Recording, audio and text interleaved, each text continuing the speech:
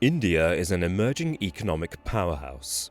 Its wealth and economic strength has been rising over the last decade, averaging an annual growth of 7% a year and even outgrowing China in the latest quarter of 2015.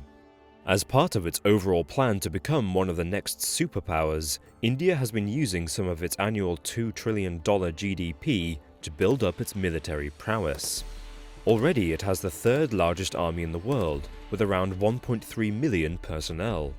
With this economic and military strength, combined with its distrust of neighbouring countries, ongoing territorial conflicts, and a desire to become a major world player, India is a huge threat to the international status quo.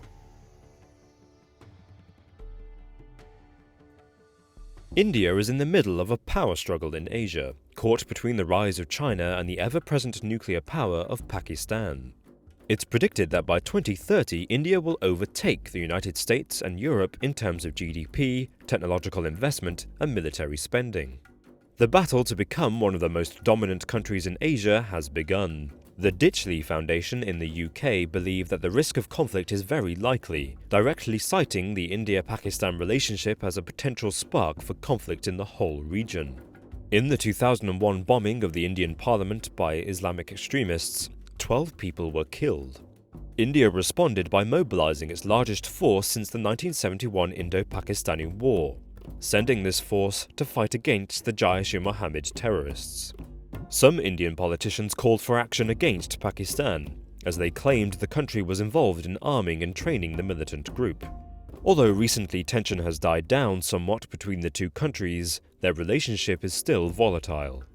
Since gaining independence in 1947, India has gone to war multiple times with Pakistan. Both countries have repeatedly fought over the Kashmir region in the north, where there are actually no official borders, just a line of control between the two disputed areas. As a result, India and Pakistan have been arming themselves, both conventionally and with nuclear armaments. Since 1997, India's defense spending has doubled in real terms. In 2015, it set its defense budget at $49.7 billion, the sixth largest in the world.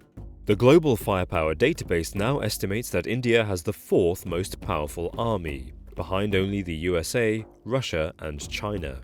This is partly because between 2010 and 2014, India was the largest importer of weapons, accounting for 15% of the global arms trade.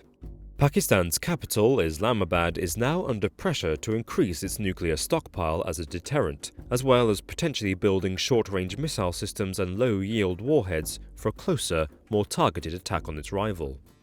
Pakistan is now thought to have between 100 and 120 nuclear weapons. But according to the United States government, India has one of the largest nuclear power programs in the world. It's already signed nuclear deals with Canada and Australia. In addition, it's working with the USA so that it can join a number of nuclear groups, making India's nuclear capability tremendous. It has never signed the Treaty of Non-Proliferation or the Nuclear Test Ban Treaty. India is estimated to have between 75 to 110 warheads at its disposal. But although it possesses fewer nuclear weapons than Pakistan, India is thought to be one of 4 countries that possesses a full nuclear triad, being able to launch by sea, by air, or by land. The Indian Army also boasts around 300 tanks, nearly 2,000 military aircraft, and over 200 naval ships.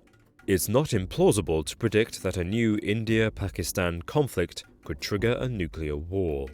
Financially, India is also incredibly powerful. It has one of the fastest-growing economies in the world, increasing its GDP from $267 billion in 1992 to $1.85 trillion in 2012.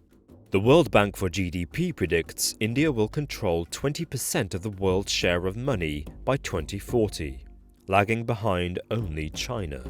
This growth and trading power has attracted the attention of many Eastern and Western powers. Recently, India signed a trading partnership with Japan, which will soon make each other their largest trading partners.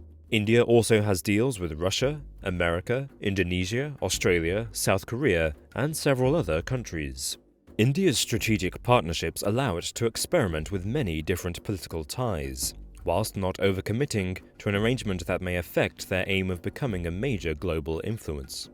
If all goes to plan, in as little as 15 years, India will become one of the most powerful, wealthiest, and therefore influential countries in the world.